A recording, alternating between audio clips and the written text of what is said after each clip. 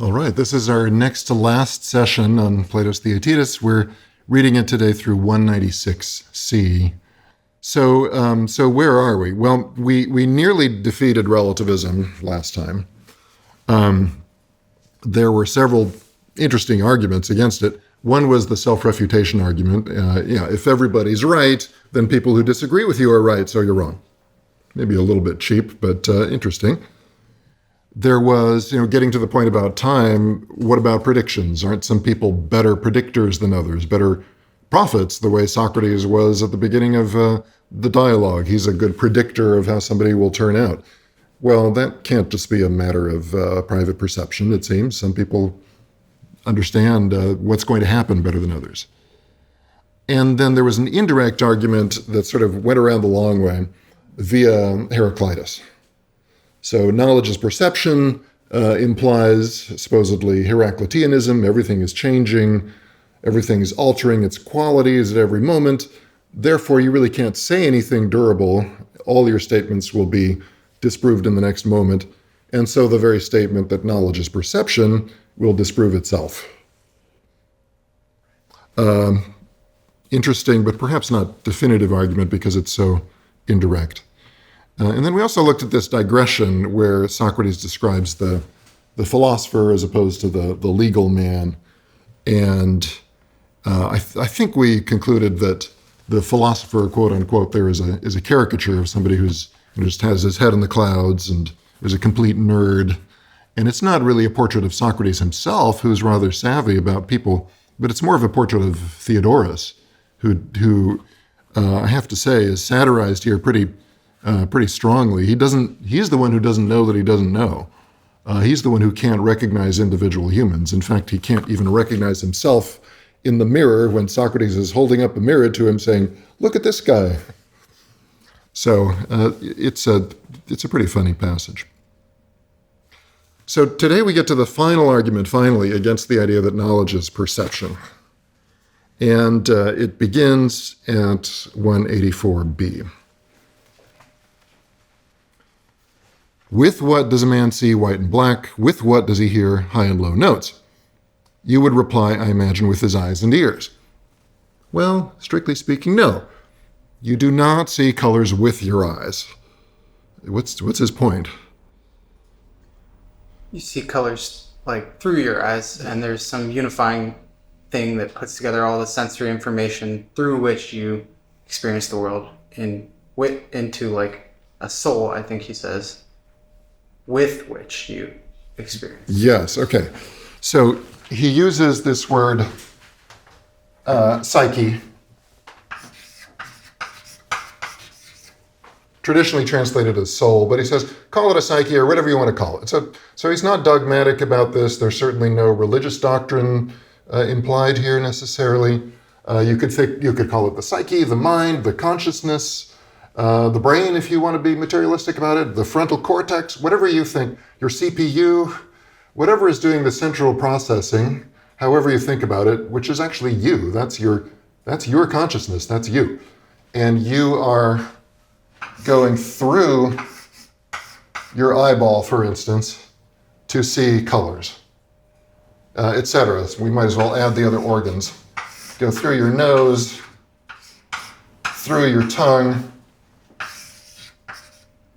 through your ears, and we'll use a hand to represent the organ of touch, even though, of course, it's almost your whole body that is the organ of touch. But the point is, there's a central psyche that's actually having these perceptions and integrating them. And he says it would be a strange thing if there were a number of senses sitting inside us as if we were wooden horses. Is that illusion clear? What's that about? Trojan horse? Yeah, right. So probably everybody watching this film knows, but beware of Greeks bearing gifts, right? They left this wooden horse in front of the gates of Troy after 10 years, and the Trojans were foolish enough to think this was a gift. They brought it into Troy. And of course, it was a hollow horse full of the best Greek warriors. But in that case, the horse has no consciousness, right? The horse has no unity, really. It's just this empty shell for independent agents. And it's not like that. It's not like you're seeing and you're hearing, or your eyes and your ears are just sort of thrown into a box together. There's you. Okay, so this is progress. And now there's another very important premise in his argument at 185a. What you perceive through one power, you can't perceive through another. So you can't hear colors, for instance, or see sounds. The idea, which is not entirely true. well, yeah, let's challenge that. But let me just represent this schematically. So it's as if each sense organ discloses a certain domain, right? This is the domain of the visible. There's no overlap between that and the olfactory, or what you can taste, or the audible, or the tangible. Each of them has its own separate domain. Now, is this actually true? Or can there be genuine synesthesia where you hear colors or whatever? No, but it's as simple as, if you're close enough and a firework goes off, you feel it. You don't just hear it. True. So you're feeling the noise in some sense. Couldn't we say, well, these are really distinct sensations, but they're coordinated in your experience, and so this is why you associate them strongly? It's an argument. I'm not sure I buy it. Yeah. I mean, in modern terms, we would say that It's the same source. It's yeah, a wave. it's a But they're waveform. two different interpretations. And you're of perceiving that waveform in two different ways. Yeah. Another thing I could argue against Socrates is, smell and taste are tremendously related. Mm-hmm. Taste is apparently 90% smell, or it's the other way around. We can posit that they're different senses, but I do think that they overlap. Mm-hmm. Another maybe counterexample to Socrates is, let's say a cube. Let's just say, for the sake of argument, this is a cube. I can feel that it's a cube, and I can see that it's a cube. Okay, so do the senses in fact cross over, or should we say those are distinct sensations, separable sensations of a single object? Okay, it is one single object, but my perceptions are different in kind. A lot is going to hinge on this, so we should talk about this a little bit. I was thinking of synesthesia originally, but as far as I understand, that's more of like a psychological confusion of different sensory inputs, and it happens in the psyche rather than like actually smelling color. Yeah, my son has synesthesia, and especially had it when he was very young, and would say things like, "Oh, the number 4, it's so shrill, and it tastes really sour, and it's all yellow." Okay, not sure how that's happening, but yeah, there's a lot going on in that psyche. But I guess according to Socrates' theory, you're still taking distinct inputs, to use computer language, and you're putting them together, and they feel as if they're one and the same thing, but you can analytically separate them out. In normal life, we just go through using all the senses we have available, and they're all synchronized, they're all coordinated. We don't really need to distinguish usually what we're getting from the sense of smell, the sense of taste, or whatever. But maybe by paying attention, we can make that distinction. Another interesting case would be people who've been blind from birth, but then sometimes they can have an operation to give them sight for the first time, and they're adults. It's rare, but it happens. If you give this newly sighted person, or you show this newly sighted person a cube and ask them, "What's this?" do you think they will be able to tell you? They have no clue. If they're just raw, if they're new to the visual world, they don't know that that's a cube. They need to actually learn that. If you let them hold it, they'll say, "Oh, of course, a cube."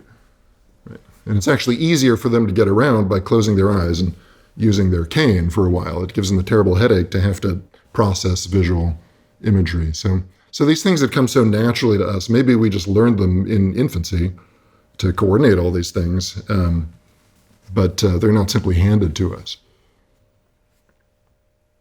So if this is true, let's say for the sake of argument that what you get through one sense you can't get through another, what are we going to do about what Socrates calls the things that are common to more than one sensory domain? Let's take the number 2, which he mentions at 185b. So you can see 2 hash marks, you can hear 2 sounds, but can you see or hear the number 2? Okay, well, can you say, sure, right? Here's the number 2 right there, I see it. Is that a good answer? In fact, that is not the number 2. Right? That's the numeral 2. Right. It's the Arabic numeral 2. Yeah, I mean, the argument would be you don't see the concept of Yeah, two. right. And you can't get that concept through perception, according to his argument. Right. Why not? It's because of this specialization idea that the senses are specialized and they don't overlap. So if the number 2 were in fact something visible, then it would never apply to sounds because it would just be a visible thing and would be valid only within that domain, and so on. So anything that can be applied to, let's say, both the visible and the audible must be something that comes neither from sight nor from hearing, but from where? Well, Theaetetus says, I don't know, I guess the psyche is working on its own. And this is the moment in the dialogue when Socrates apparently sincerely says, I love you, you're beautiful, that's what I believe. Right. Right. You're not ugly. He's never forgotten that Theodorus called him and Theaetetus ugly. That keeps coming back. But isn't this a distinction between a thing and a concept? I can say there's 1 or 2 glasses of water, but there's a concept of 2 that can be applied to a variety of different settings that doesn't require sense. Yes. Okay, that's good. We're done here. Yeah, Bye, John. I think what you're saying is very much in line with what Socrates is arguing, right? And then the question is, well, where do we get those concepts? Now, now they're easy to get, obviously, right? A little child can easily learn normally to count 1, 2, 3, 4, and we teach this by means of sensory examples, like here's 2 cherries, 3 cherries. Right. Still, the number 3 is not a piece of fruit, right? So you're either, and of course, philosophy of mathematics can go in various directions. You're either discovering something in the intelligible realm, or maybe you're just carrying out a procedure, a mental procedure. But in either case, it's not something that's handed to you by your sensations. This idea of, like you said, about accounting and all these other things, or anything that's just separate from perception. What is it essential? Is this just an entree into discussing more, or is it really essential for the theory that these things have to be separable? I think it's essential. I think we'll see why. He's going to do this with the concept of being, which is the key. Now, of course, a true empiricist, somebody who's basing all knowledge on experience, would say, no. So, I mean, maybe you don't directly see the number 2, but it arises through various different kinds of sensory inputs, which then get combined or processed in some way. But really, it's coming from your perceptions, and the mind, without these perceptions, would be a blank slate. But it would require multiple. So I couldn't understand 2 if I only saw, if it was only coming from one sense. Well, we don't have an empiricist concept of knowledge here in this dialogue, so I'd have to make it up on the spot. But you might argue that, yeah, if you just get enough sensations from different sources and maybe combined with action in the world, these concepts sort of spontaneously arise, but they're based on experience. But somebody who's more of a rationalist, these are modern labels, empiricist and rationalist, would say, no, it fundamentally doesn't come from experience. It comes from something that's mental, that's rational or happens in the psyche. We are actually actively contributing these concepts to experience and forming experience. Everything you say makes perfect sense. Yeah. I just still don't understand why the separation of the senses or input was so essential to this conversation. Yeah. Well, let's say that the visual and the auditory overlapped a lot, so that you could, in fact, hear colors and see sounds. Then anything that applies to both colors and sounds could come from either your eyes or your ears, right? So at least you'd have a concept that was an empirical concept based on experience that would have come from one of those two senses. And if they all overlap and somehow you can use any organ to pick up on any perception, then you really don't need the psyche at all for these common concepts like numbers, because they could be, they could come in through your smell and apply to your touch or whatever. So is this essentially still in the moment kind of conversation? Is that why it's so essential? I have to think about that one. Although he doesn't, he is going to refer to time at 186C. And here he's referring to the concepts of being and advantageousness or goodness. Calculations regarding these things come when they do only as the result of a long and arduous development involving a good deal of trouble and education. So there's the theme of temporal extension becoming explicit. I suppose this argument is about what can happen in an instant, and if it can't happen in an instant, then it must happen not only within the psyche itself, but over some period of development. But to me, it's sort of like when you make that break away from like going into the psyche, it didn't seem to me like it was essential to separate the senses. And I mean, he makes a big deal out of it. It's like, you can't do this without, through this, can you? And I still don't quite understand how that's essential. Well, yeah. Let's look at 185B. So he's mentioned several common concepts there. So being, they both are. A sound and a color both are or exist. There's difference, there's sameness, there's numbers 1 and 2, there's the concept of like and unlike. Now, what is it through which you think all these things about them? It is not possible, you see, to grasp what is common to both, either through sight or through hearing. Why isn't it possible? Because they don't overlap, because they're distinct. I was just going to say, I feel like you might be using this separation as a setup for the psyche, so that then we can use the psyche to come up with the idea that there are concepts that are separate from the Yeah, world. it feels to me like a stepping stone in the conversation, but not necessarily theoretically necessary for where we go. It feels like psyche is so much bigger that it kind of trumps all this other stuff, this foreplay. Yeah, well, there is a huge question here. What is this psyche, right? Yeah. And so really the entire history of philosophy it's a footnote to not just to Plato, but to these pages in Plato. Like what is the complete list of these common basic concepts? Some philosophers call them categories. Can we come up with a complete list? Why? Is there a system to them? Where do they come from? Maybe they do come from perception, and this is a bogus argument. Or if they don't come from perception, how do we develop them, and by what right? This is Kant's question in the Critique of Pure Reason. What right do we have to impose concepts like, say, another major one would be causality, right? One thing causes another. Well, where does that come from? Do I have the right to say that everything must be the result of some causal law? Why? So it's something that a lot of philosophers have struggled with, and maybe I'll leave it at that, since this is supposed to be an introduction to philosophy, but we can dig deeper if you wish. Now, the biggest question, the biggest topic, the biggest category that the argument hinges on is being, which seems to be something very simple, right? We say all the time, I see that here's a book, right? Here's a book. How do you know? Well, I see it. Well, strictly no, according to this argument. You do not see the being of the book. You see colors, shapes, etc.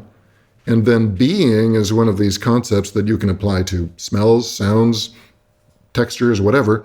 So it must be something that psyche is developing on its own, and that then you're applying to your sensations and making a judgment. This exists. Some object exists here. And it's become so natural and easy to us that we do it without ever reflecting on it. But he's getting us to think about where we get this concept being, and what even does it mean? Right? I quoted this passage where he says it takes a lot of education and reflection and maybe a bit of luck to have a good conception of being. The concept has come up earlier in the dialogue, right, where Socrates, playing Protagoras, said, we have to get rid of this very idea because being suggests some sort of endurance and some sort of independent existence. I think this is broader, though. Whether you want to read that into being or not, we have some sense of what it means for things to exist or to be something rather than nothing. And whatever you mean by that, it must be something that the psyche is responsible for and judgment. Now, if knowledge has to be true, which they're assuming throughout this dialogue, there's no such thing as false knowledge, then knowledge has to get to being, right? Because to reach the truth is to grasp how things are and that they are.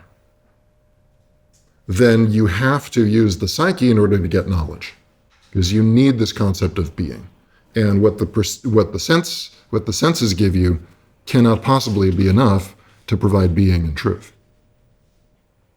Okay, so again, Socrates seems to really believe this. He gets very enthusiastic. I bet Plato believes it. Personally, I'm convinced. So if you're convinced too, then it seems we've defeated the idea that knowledge is perception, finally. At least if by perception we mean sense perception.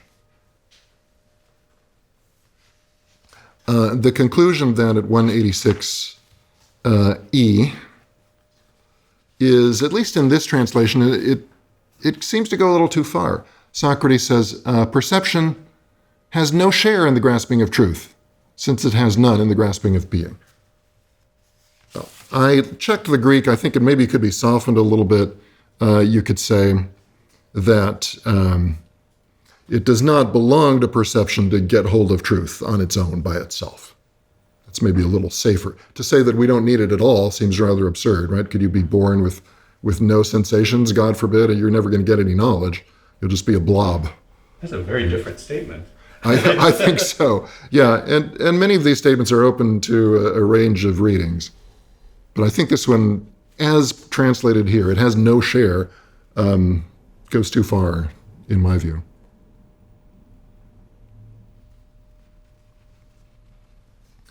Okay, we can now make a distinction then between perception and judgment. Before, they were using perception to mean both, I see red and I have an opinion that I'm a wise person or something. No, that's not a perception. That's something that necessarily involves the psyche, and it's forming a thought actively rather than just passively receiving sensations. So can we say that knowledge is judgment? Well, there's a distinction made at the bottom that knowledge has to be true judgment, because, and then I think for a while, I sort of lost track, but there's a lot of talk about false judgments and how exactly a judgment can be false. So yeah. But yeah, it seems like knowledge equals true judgment is a pretty basic claim they're making. And that's a sort of, they keep that in place for a while. And then Socrates goes on one of his tangents. Hey, how is false judgment possible anyway? Which turns out to be a more interesting question than whether true judgment is knowledge, because true judgment is not knowledge, and a little reflection will show that. What's an example of a judgment, or it could also be translated as an opinion, a belief, the word is doxa, which is correct or true, but which clearly is not knowledge? I think you could have a scenario where you sort of stumble into something by chance. Like, I have a clock which is broken, but I'm not aware that it's broken. I look at it at 2:30 and I have this judgment, oh, it must be 2:30. It is true because it really is 2:30. But did I really know that it was 2:30 just because I looked at this broken clock?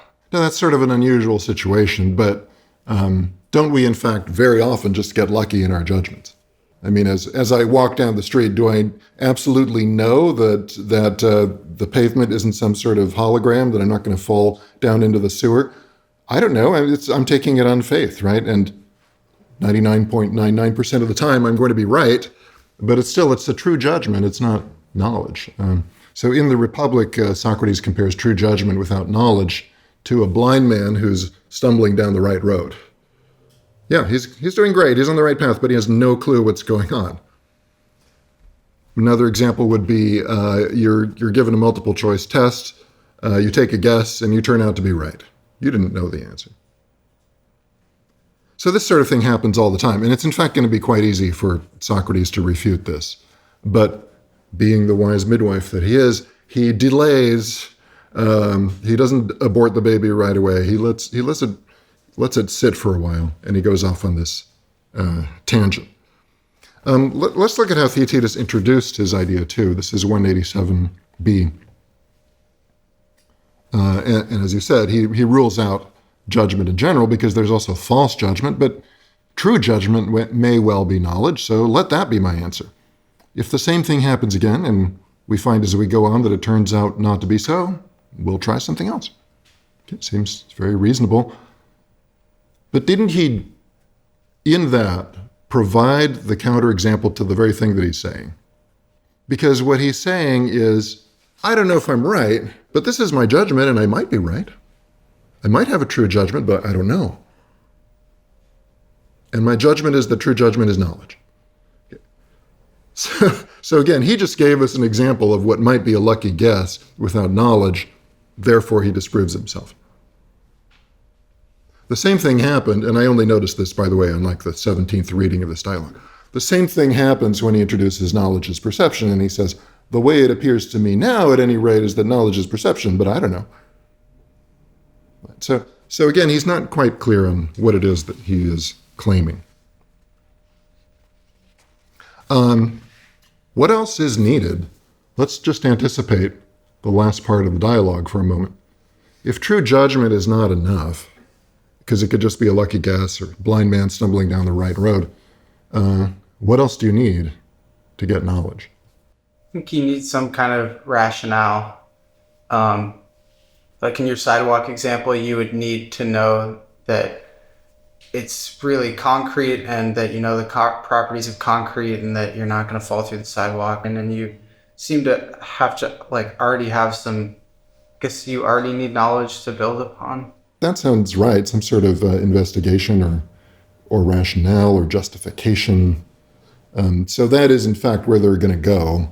The last part of the dialogue is going to be that knowledge is true judgment plus a logos, translated as account.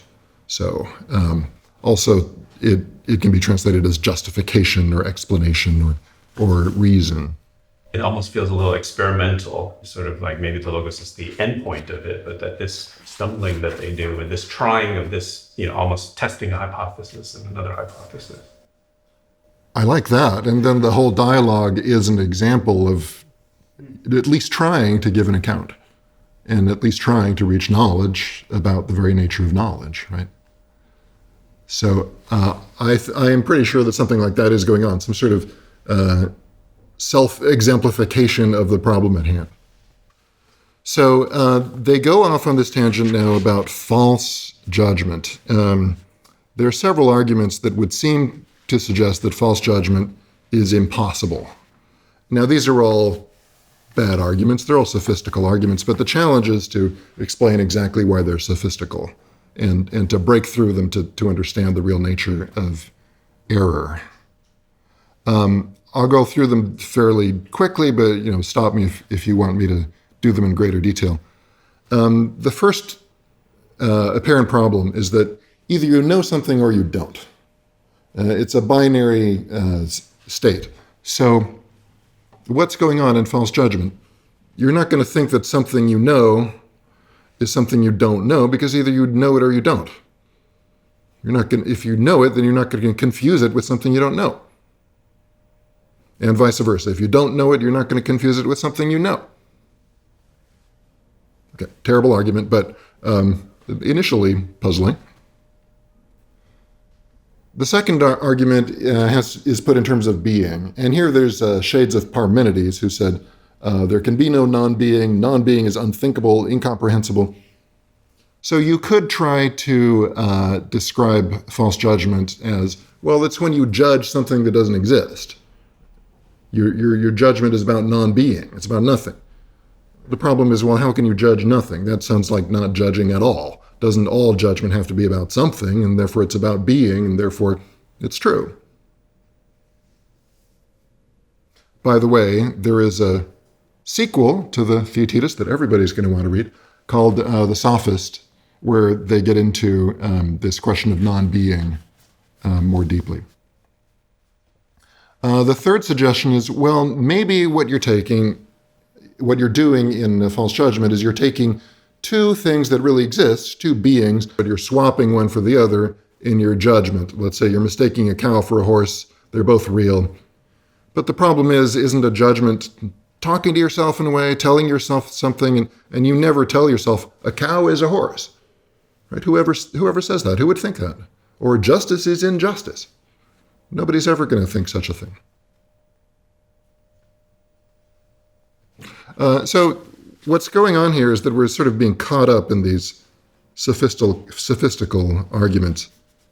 At 191a, Socrates says, if we find what we're after and become free men, then we'll turn around and talk about how these things happen to other people, having secured our own persons against ridicule. If we can't find any way of extricating ourselves, then I suppose we shall be laid low, like seasick passengers, and give ourselves into the hands of the argument and let it trample all over us and do what it likes with us. An interesting counterexample to what Theodorus said in the Digression, where he said, our arguments are our slaves. We can make them do whatever we want. Now Socrates is saying, no, sometimes the logic of the argument steps on you and enslaves you. So what's going to get us out, maybe, of these problems is the wax block model of memory.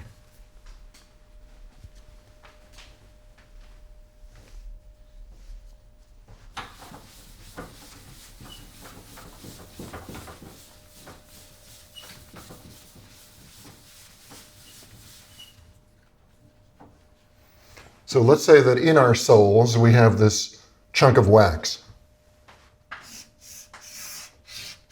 And when you perceive something, or if you think something too, it can leave a mark in the wax like that. And that's what memory is. Okay, of course he doesn't mean this literally, the only wax in your head is in your ear canal, but don't we still talk this way, right? We talk about, it made a big impression on me, or somebody's very impressionable, and it does seem that there must be something in our brains which is wax-like, that it can somehow receive the stamp of things. Not the matter, because if you remember, what that building looks like, that doesn't mean that a bunch of bricks got into your head, but the form of it. And this is why we talk about information. We're getting information from things which forms something in our neurons, our wax, whatever you want to talk about, whatever you want to call it, and leaves that mark, that impression within us. It's a useful model. In the ancient world, there would be a couple of familiar models for this. One would be, if you look at ancient artworks, you'll sometimes see these ancient Greeks and Romans working on a laptop. Now, it's not really a laptop, but it's a hinged wax tablet, and on each surface there would be a coating of wax and papyrus and ink, where these were expensive things. But you would have a little stylus. You would mark in the wax your temporary notes, and then you could wipe it clean again when you wanted a fresh surface. So the ancient version of an Etch-a-Sketch. Yeah. Easier to use, though. Yeah.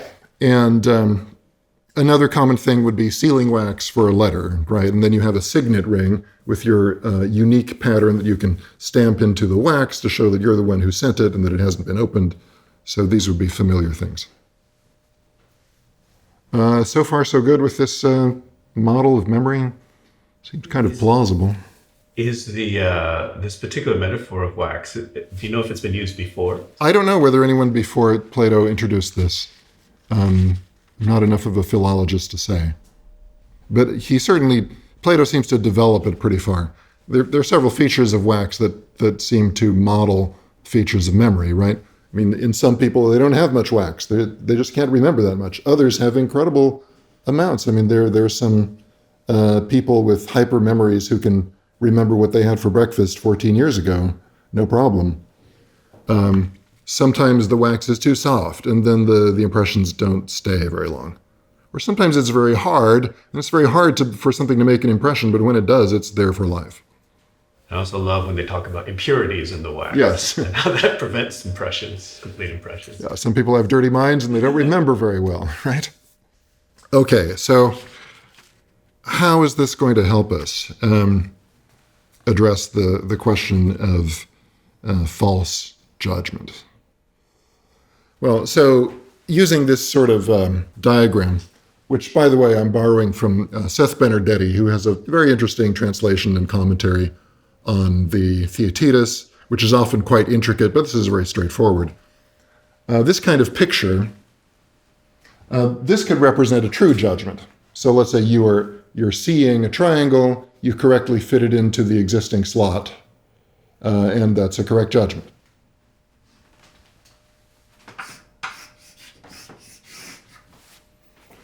Here, there's no judgment, true or false.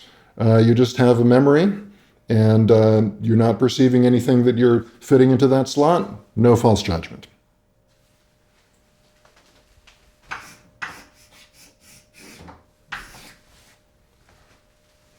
Here's a case where you're seeing a circle, but you're not making a mistake, right? You're not leaping to the conclusion that it's a triangle. That's why I don't have an arrow there. Again, no false judgment. Socrates goes through a long list of situations where false judgment is impossible, and it's maybe deliberately abstruse and confusing. This is 192a through c. And Theaetetus very honestly says, you're totally leaving me in the dust here. I have no idea what you're talking about. But the basic point is not hard. When is false judgment possible?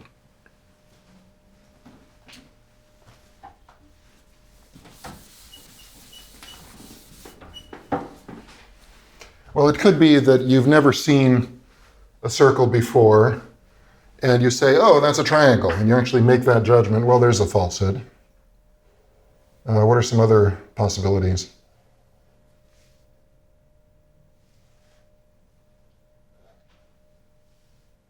Maybe you do know what a circle is, and you know what a triangle is, and you look at a circle and say, that's a triangle. Right.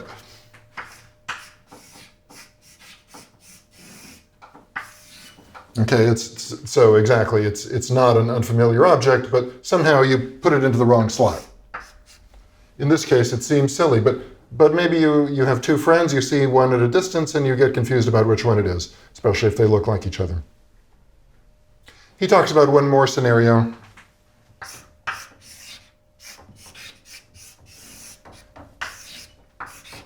You've got these two friends, Mr. Triangle and Mr. Circle, but they're at some distance and you get them mixed up. He says it's like putting your shoes on the wrong feet. You swap them. Okay. So what do all of these have in common? They're wrong.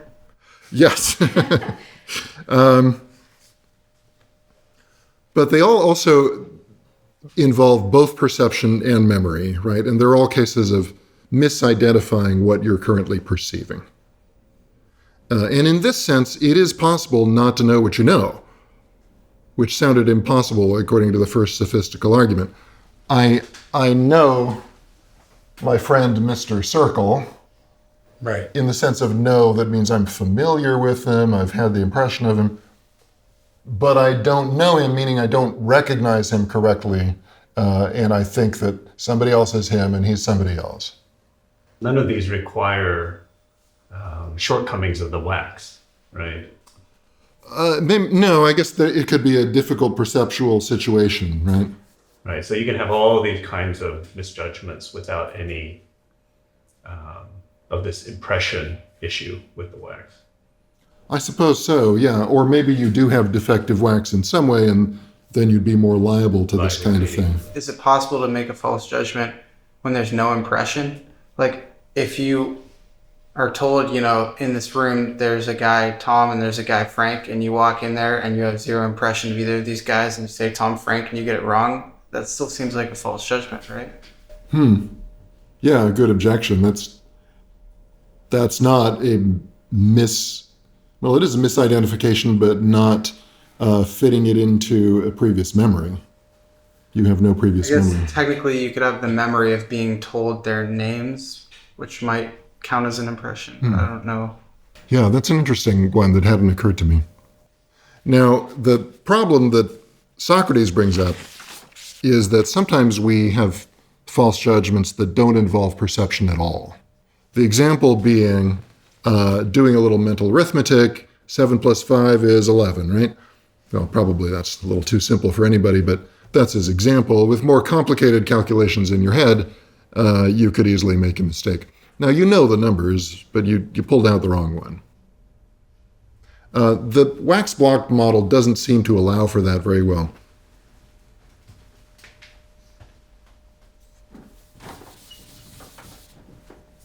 So remember, it can take impressions of thoughts and concepts as well as perceptions.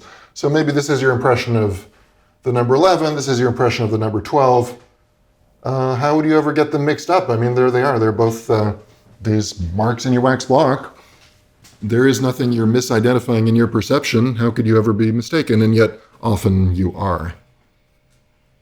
So it seems that our model of memory here, even though it's so plausible and seems so useful, has to be inadequate, right? What more do we need to have in a model of memory to account for this kind of error where it's just happening in your mind?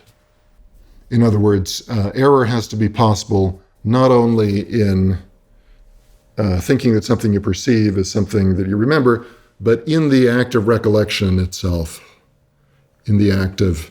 Right, you have to have a mind. What do you mean? Yeah. Well, I mean, it isn't, this is happening not by misapprehending reality.